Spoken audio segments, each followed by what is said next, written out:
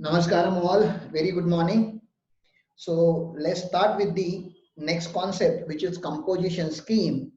And this is one of the most important aspect of GST law. And so far as your examination is concerned, a question from composition levy has to come in examination. There is no doubt about it. Something or other, they have to ask some question from composition scheme.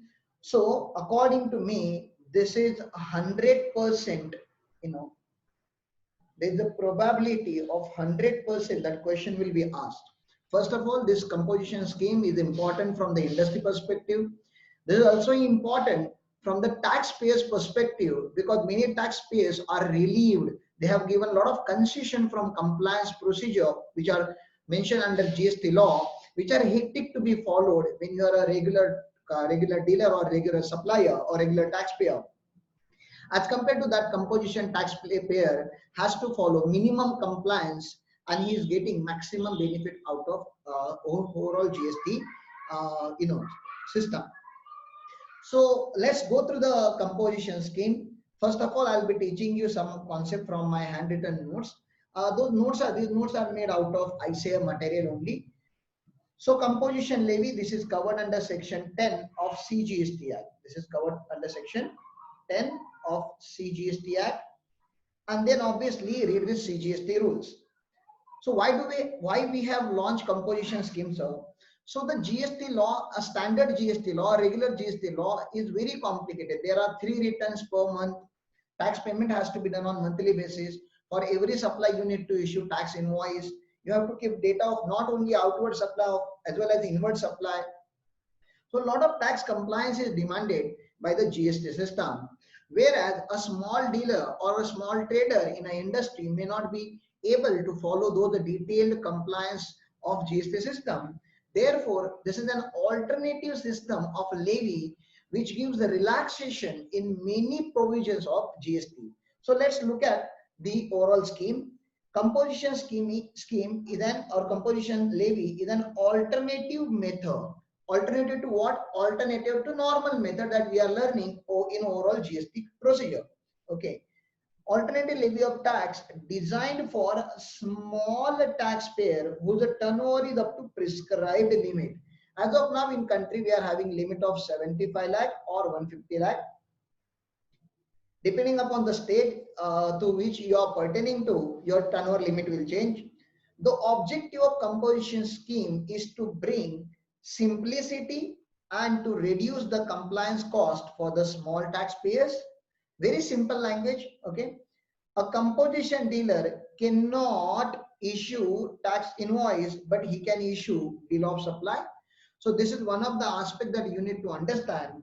And when I was explaining a basic point about composition scheme in last lecture, I have already told you certain aspect about it.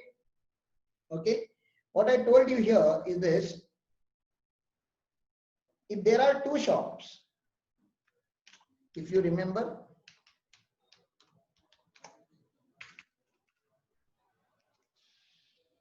if there are 2 shops, one shop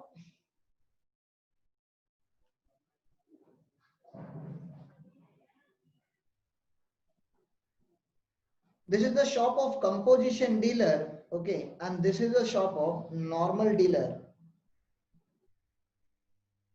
Composition dealer and normal dealer, and you wanted to purchase commodities worth rupees 1 lakh rupees. So this composition dealer is going to give you commodity as 1 lakh rupees plus he may charge GST at the rate of 1%. Okay, just for giving you some example, I'm writing like this, whereas he's not supposed to give this bifurcation. Okay, he's charging GST of rupees 1000 because the composition tax rate 1% on this commodity. So the overall money that you have to pay inclusive of GST is 1,01,000, whereas the normal dealer is charging 1 lakh plus 18% GST. So he's going to charge you 1,18,000. Now there are 2 types of customer. One customer is going to do B2C transaction. So what do you mean by B2C transaction? Business to consumer. And in business to consumer, this particular person who is a consumer, he is not concerned about input tax credit and all. So he will see where the commodity is cheaper as compared to other market rate. So he went to this shop, he asked what is the cost, he said 1 lakh rupees is the cost plus 18,000 GST, 1 lakh 18,000. He went to this composition dealer shop, he asked the same question, what is the cost of particular commodity? He said 1 lakh rupees plus 1%, that is 1 lakh 1,000 or 1 lakh 1,000 inclusive of GST or inclusive of all taxes.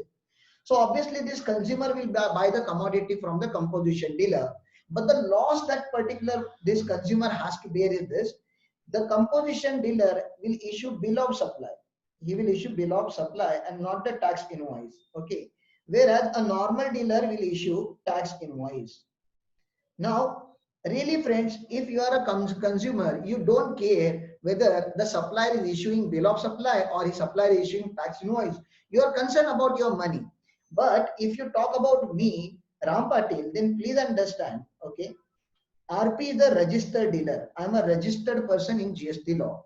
I will do the same thing. I will go to the boat shop and I will ask the cost of the particular commodity. This shop told, okay, my cost is 1 lakh 1,000, and this shop is said, okay, my cost is 1 lakh, but 18,000 is a GST. I'll definitely go to normal dealer shop, not to the composition dealer shop, because composition dealer is not going to give me ITC. From here, if I purchase, the ITC is not available. ITC is not available. But if I purchase from normal dealer, my cost is only 1 lakh rupees, because the extra 18,000 that I have paid is available as an input tax credit, and this is the tax credit for me. It's never a cost, and therefore I will never purchase goods from a composition dealer. I will always purchase goods from a normal dealer in B2B transaction. So please understand, a composition scheme, though it is beneficial for only those small dealers who are doing B2C transaction. It is not comfortable for those people who are doing B2B transaction, because in B2B transaction, a buyer will always demand a tax invoice, and buyer expect that he should get the input tax credit of taxes paid in an earlier process. So that doesn't happen. Alternatively, I can also say a composition dealer breaks the GST chain. Please understand, composition dealer breaks the GST chain. Whenever GST is paid by manufacturer, it is passed on to distributor. GST is paid by the distributor, it is passed on to wholesaler. A GST paid by wholesaler will be passed on to the retailer.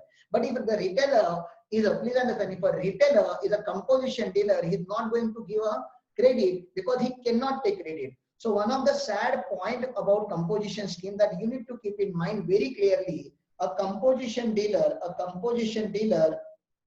cannot take the credit, cannot give the credit. Okay, composition dealer cannot take the credit, cannot give the credit. So he cannot take credit, he cannot give credit, and that's a sad point about composition levy. And because he is not able to take the credit or he is not able to give the credit, the tax rates of composition scheme are very less. Very less means, if you are a manufacturer of specified commodity, you have to pay just 0.5% CGST and 0.5% of 0.5% of CGST and 0.5% of HGST. So overall the tax rate will be 1%.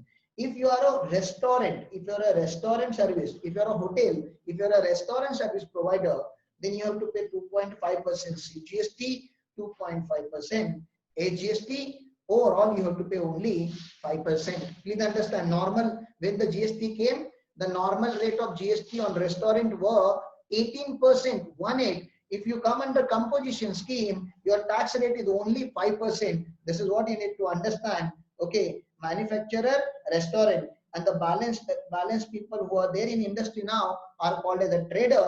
A trader has to pay only 0.5% and 0.5%, 0.5% CGST, 0.5% HGST. So total he is going to pay 1%. So if you are going to write 1% for manufacturer and 1% for trader, then why didn't you write in the one category only? Why are you making two separate categories for composition dealer? If tax rate is same, why don't you write manufacturer / trader? So please understand, friend, this 1%, very important point I'm telling you, this 1% is on the total supply. This 1% is on total supply. Okay, this 1% is on total supply, whereas this 1% is only on taxable supply. There's a huge difference between this 1% and that 1% taxable supply. Okay. So what do you mean by this total supply and taxable supply? Let's take an example. This guy, a manufacturer guy, is producing two garments. Okay, he's a garment producer and he's producing two garments. One garment which is maybe shirt or kurta or t-shirt, which is taxable, and second type of garment that he manufactured in the last month was Indian flag, Indian national flag, Tiranga. Okay, so Tiranga is exempted in GST law. So please understand, he has manufactured two commodities. One is a taxable commodity and one is exempt commodity. Whether he is manufacturing a taxable commodity or exempt commodity, he has to pay tax on both. He has to pay tax on taxable commodity as well as exempt commodity, because once he choose a composition scheme, he has to pay tax on total turnover, not on taxable turnover. But there is a trader is selling a lot of commodities. Commodity 1 taxable, commodity 2 taxable, commodity 3 taxable, commodity 4 exempt. Please understand, whatever turnover a composition dealer is booking through exempt commodity, he is not supposed to pay tax on exempt commodity. He is supposed to pay tax only on taxable turnover. I'll show you the wordings, but just wanted to show you the concessional tax rates of a composition scheme, which are 0.5%, 0.5%, 2.5%, 2.5%, and 0.5%, 0.5% for the manufacturer, restaurant service, and a trader. Composition scheme is available only in respect of this particular taxpayers. So this is what you must understand. Sir, don't you think there is a IGST is also applicable? Because you are saying CGST is HGST, CGST, HGST, CGST, HGST. Whether there is a IGST rate applicable? Answer is no. Why? Because if you are doing interstate supply of goods, please understand, if you are doing interstate supply of goods, you are not qualified for. If you are doing interstate supply, then you are not qualified for composition scheme, and therefore there is no mention of anything about composition scheme in IGST Act. Composition scheme is mentioned only in CGST Act and respective states Act.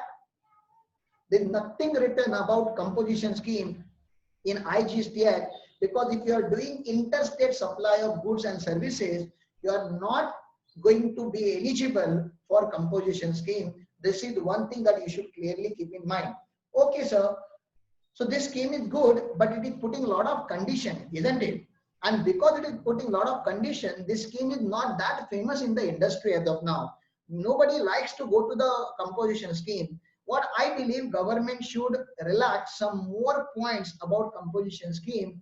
Gradually they will do for sure, but right now the composition scheme is a little strict. See, when it was launched in 2017, it was more weird than it is today. So definitely government have understood their mistake, or it's not a mistake, it's just that they wanted to create a strict law for composition dealer as well, so that people should not manipulate, or people should not take undue advantage of the concession given by the government. Therefore this kind of provisions are there. But believe me friends, gradually they are going to modify every single aspect of the GST law which is hurting a trading commodity or taxpayer commodity. So let's look at this. Composition supplier is not eligible to claim input tax credit. This sad point I have already told you, and he cannot pass tax credit because he is not able to issue a tax invoice. So he cannot take credit, he cannot give the credit. Okay. Composition supply is liable to pay tax quarterly. Please understand, this is also very important point. He has to pay tax quarterly, and the return, the ordinary person files 3 returns in a month. Please understand, a normal taxpayer files usually GSTR 1 on 10th of the next month, then he files GSTR 2 on 15th of the next month. Okay, then he filed GSTR 3 on 20th of the next month. So monthly as per GST law, though some of the points are relaxed now, but what I'm trying to tell you here is this: monthly a normal dealer has to file 3 returns into 12. That means annually GST law is expecting 36 return from the normal dealer, and the summary of 36 return will be given in one annual return which has to be filed in the month of December. Okay, so this is what you need to understand. 37 returns has to be filed by the normal taxpayer, and on GSTR 3 date or GSTR 3B, okay, this normal dealer has to pay tax. So normally a normal dealer pay tax on a monthly basis, that is 20th of the next month, and he files usually, or he's supposed to file 3 returns in the month. So this is the normal compliance to the normal dealer. But if you become a composition taxpayer or composition dealer, please understand you are supposed to pay tax. You are supposed to pay tax. You are supposed to pay tax quarterly.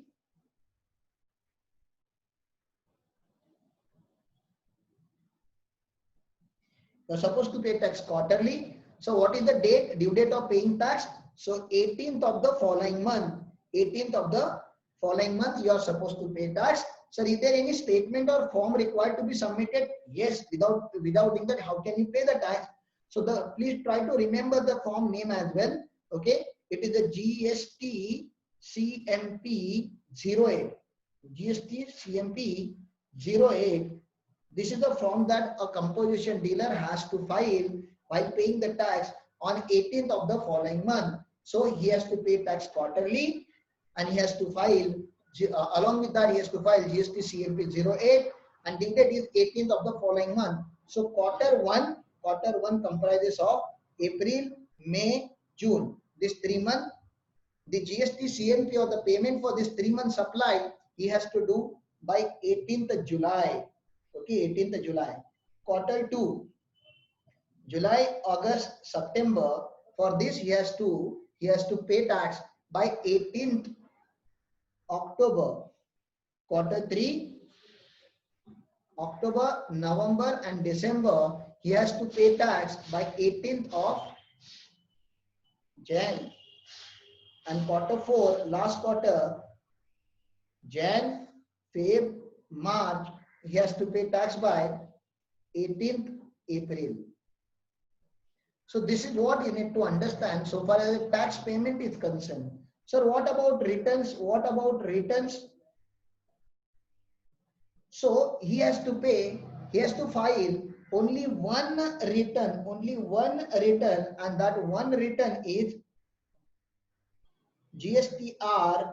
Please understand that one return is only GSTR 4, and this has to be filed annually. Oh, this has to be filed annually. So once in a year he has to file GSTR 1, and then there is the annual return GSTR 9 or 9B, which is applicable to all the taxpayers. So about returns, so far as returns we will discuss in detail in returns chapter, but overall I'm telling you a lot of compliance burden has been reduced in respect of composition dealer. Let's come back here.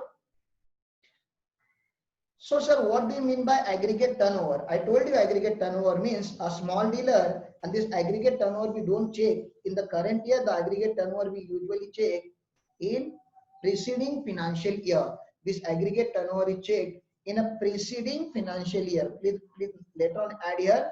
This is about preceding year. This is not about current year. Very important point. This aggregate turnover we are checking so far as your last year is concerned, because a composition dealer must opt this scheme before starting the new financial year. So before 1st April only, he should know that he is going for composition scheme. Obviously, he cannot look at 1920's turnover because 1920 has just started. So he has to look at 18-19's turnover, a last year turnover. And if the last year turnover is up to 1.5 crore in the states of Assam, Himachal Pradesh, Jammu and Kashmir, and overall rest of India, Kerala, Karnataka, Maharashtra, Gujarat, Tamil Nadu, every other state comes under 1.5 crore. Sir, okay, I understood this. Then what about 75 lakhs? What about 75 lakh? So in 75 lakh, we are having only 8 special states. Only 8 special states. You already know Ma, Mi, Na, Tri. This is how we have remembered Ma, Mi, Na, Tri, and MUSA या USA में, whatever you are comfortable with. So Ma, Mi, Nadri, Manipur, Mizoram, Nagaland and Tripura. These are the 4 states. And then Meghalaya, Uttarakhand, Sikkim and Arunachal Pradesh. Meghalaya, Uttarakhand, Sikkim and Arunachal Pradesh. How we have remembered it yesterday?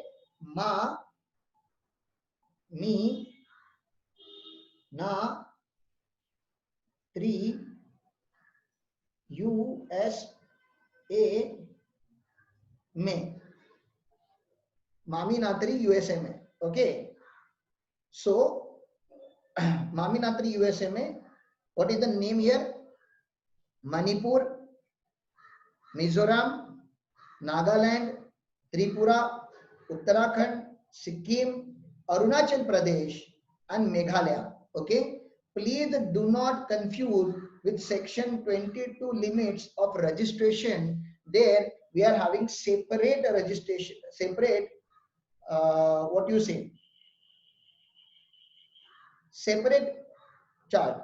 So this is the chart that yesterday I was trying to tell you. First, so far as section 22 is concerned, the chart goes like this: Ma, Mi, Na, Tri. Ma, Mi, Na, Tri.